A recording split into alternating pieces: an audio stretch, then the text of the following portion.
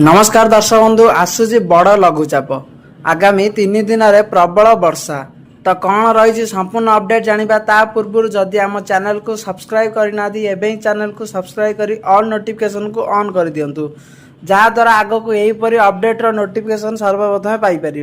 ओडिशार आगामी 3 दिन जाए प्रबल वर्षा होगा नहीं भारतीय पाणीपाग विभाग आईएमडी पक्षर सतर्क सूचना जारी करा जायछि। बंगोपसागर रे सृष्टि एक घूर्णिबलय एवं मौसुमी पवन प्रभाव रे राज्य रे विभिन्न जिले में बिजुली घड़घड़ी सह वर्षा होबार संभावना रही। आंचलिक पाणीपाग केन्द्र भुवनेश्वर अनुसार अनुगुल केन्दुझर मयूरभंज बालेश्वर एवं भद्रक जिले में आगामी 24 घंटा मध्य प्रबल वर्षा होगा नहीं ऑरेंज अलर्ट जारी करा जायछि।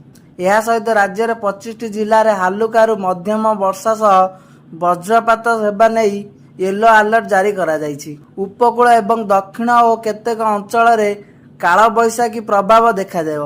उत्तर पश्चिम बंगोपसागर एवं उत्तर उपकूल अंचल में एक घूर्णिबलय सृष्टि होइछि जहां आगामी 13 जून 2025 पर्यंत वर्षार परिमाण बाइब। केतेक स्थान में घंटा प्रति 40 रु 60 किलोमीटर बेगर पवन सह घड़घड़ी हेबार संभावना रही। यही पाग चाषी एवं साधारण लोकों पाई चिंतार कारण होई पारे।